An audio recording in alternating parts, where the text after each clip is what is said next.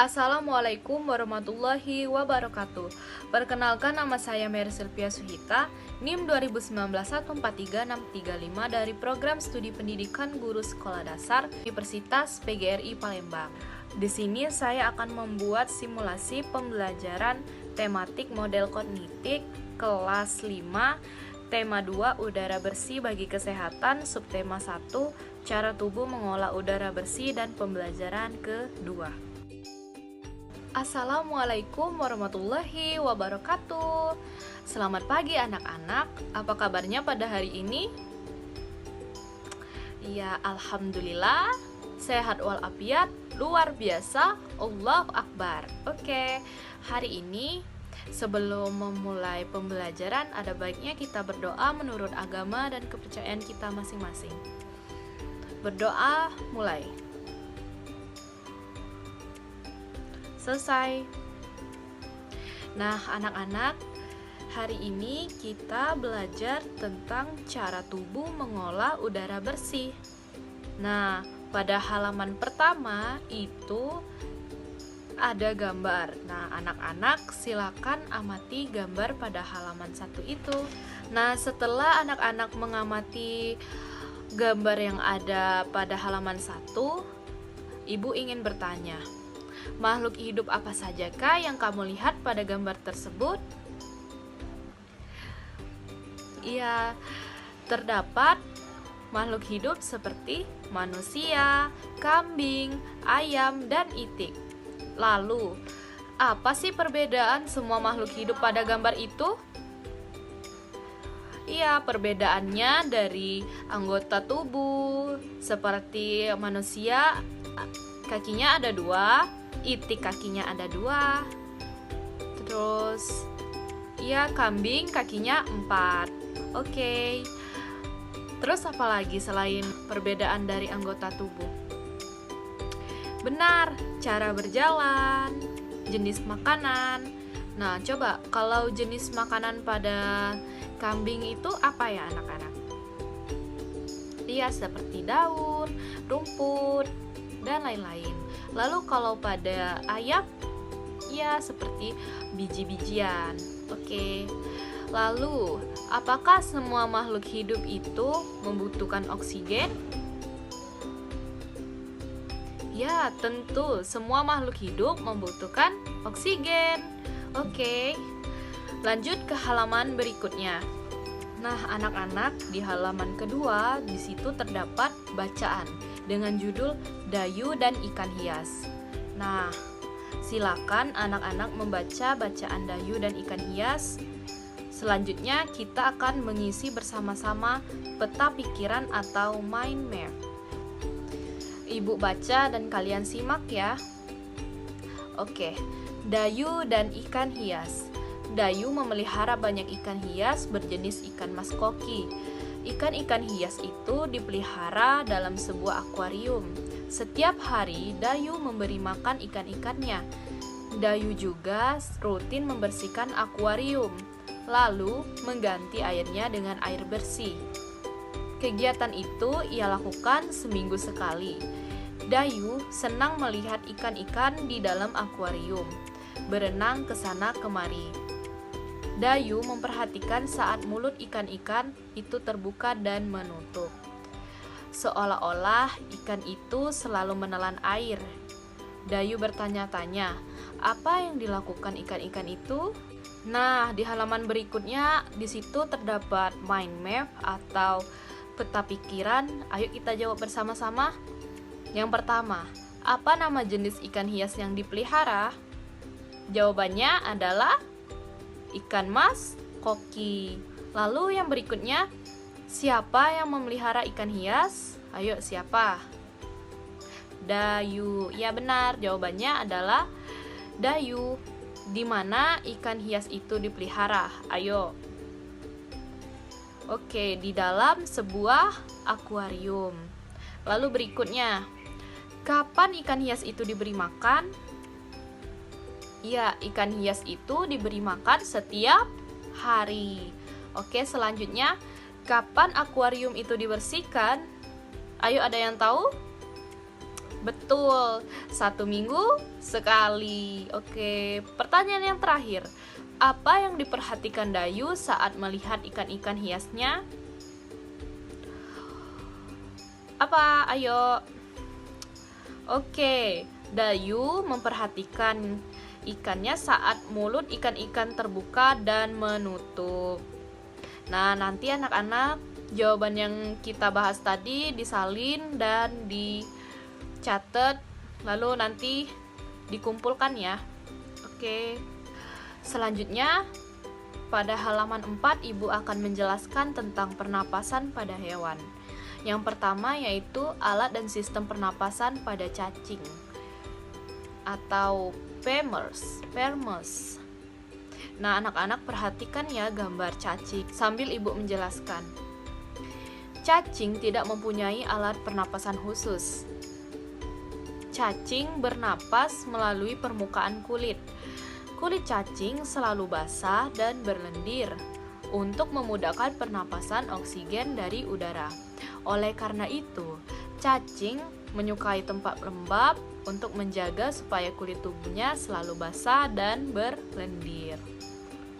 Oke, selanjutnya yang kedua yaitu alat dan sistem pernapasan pada serangga.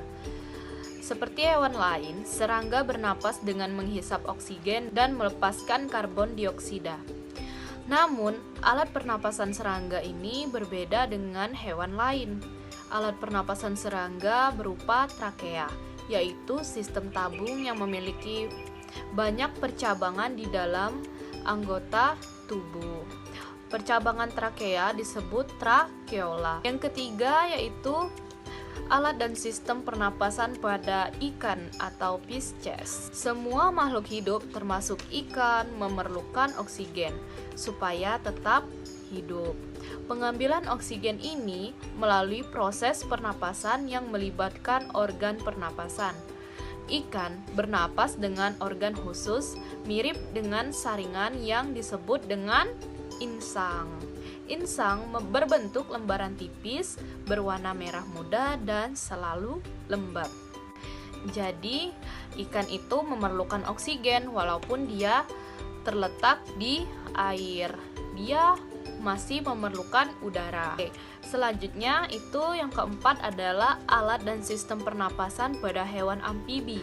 Katak termasuk hewan amfibi, yaitu hewan yang hidup di darat dan di air. Lalu berikutnya yang keenam yaitu alat dan sistem pernapasan pada burung atau aves.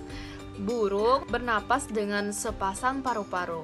Paru-paru burung terletak di dalam rongga dada. Udara yang mengandung oksigen masuk melalui lubang hidung pada pangkal paru sebelah atas. Selanjutnya, udara masuk ke pembuluh udara yang disebut dengan trakea. Oke, selanjutnya yang ketujuh yaitu alat dan sistem pernapasan pada mamalia. Mamalia adalah jenis hewan yang menyusui anaknya. Apa jenis hewan mamalia di darat dan di air? Iya benar, mamalia darat itu misalnya seperti kambing, sapi, kerbau, kuda, jerapah, dan masih banyak lagi. Contoh mamalia air? Iya, mamalia air itu misalnya paus, lumba-lumba, dan duyung. Selanjutnya, Ibu akan menjelaskan tentang sistem pernapasan pada manusia. Lalu sistem pernapasan pada manusia itu apa aja sih? Ayo Ibu jelaskan. Yang pertama itu hidung. Hidung, cara prosesnya udara masuk melalui lubang hidung ke dalam rongga hidung. Di dalam rongga hidung terdapat rambut-rambut pendek dan tebal untuk menyaring dan menangkap kotoran-kotoran yang masuk bersama udara. Selanjutnya, yang kedua yaitu paring. Paring merupakan persimpangan antara satuan pernapasan pada bagian depan dan saluran pencernaan pada bagian belakang. Yang ketiga yaitu laring. Laring atau tekok atau jakun itu terdapat di bagian belakang paring. Selanjutnya yaitu trakea. Trakea atau batang tenggorokan. Pada trakea terdapat jaringan yang disebut dengan silia akan bergerak dan mendorong keluar debu-debu dan bakteri yang masuk.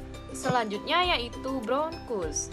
Bronkus merupakan percabangan dari trakea yang terdiri atas bronkus kiri dan bronkus kanan. Selanjutnya bronkiolus. Bronkiolus merupakan percabangan dari bronkus.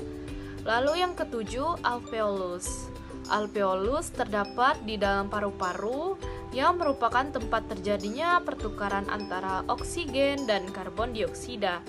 Nah, alveolus dikelilingi kapiler-kapiler darah. Baiklah, Ibu akan menjelaskan materi selanjutnya. Lambat cepatnya kita menarik napas itu tergantung pada aktivitas yang sedang kita lakukan. Sebaliknya, kita juga dapat mengatur pernapasan sesuai dengan aktivitas yang sedang kita lakukan. Sebagai contoh, kita bernyanyi, berlari, berjalan, dan berbicara. Itu memerlukan mengatur pernapasan. Nah, di sini dalam seni musik, tangga nada diatonis mayor ini merupakan susunan yang berjenjang. Itu bisa mengatur pernapasan kita. Misalnya, do, re, mi, fa, sol, la, si, do. Nah, itu merupakan tangga nada yang berjenjang. Nah, sebelum kita menutup pembelajaran kita pada hari ini, kita menyanyikan lagu Hari Merdeka ya.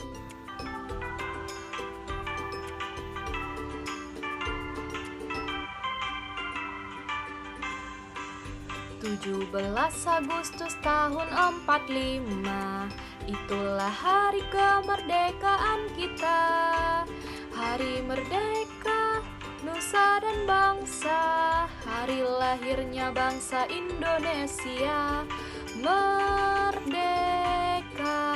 sekali merdeka tetap merdeka, selama hayat masih dikandung badan. Kita tetap setia, tetap sedia mempertahankan Indonesia. Kita tetap setia, tetap sedia membela negara kita. Nah, gimana? Seru kan? Nanti setelah pulang sekolah, ajak orang tua kalian bernyanyi Hari Merdeka bersama-sama. Nah, sekian materi Ibu pada hari ini. Ibu pamit undur diri. Sebelum kita tutup, kita berdoa dulu. Berdoa dimulai. Selesai. Oke, terima kasih anak-anak. Sampai jumpa lagi. Dadah. Baik, itulah video simulasi pembelajaran saya. Saya mohon maaf apabila banyak kekurangan. Kepada Allah saya mohon ampun. Wabillahi taufiq wal hidayah. Wassalamualaikum warahmatullahi wabarakatuh.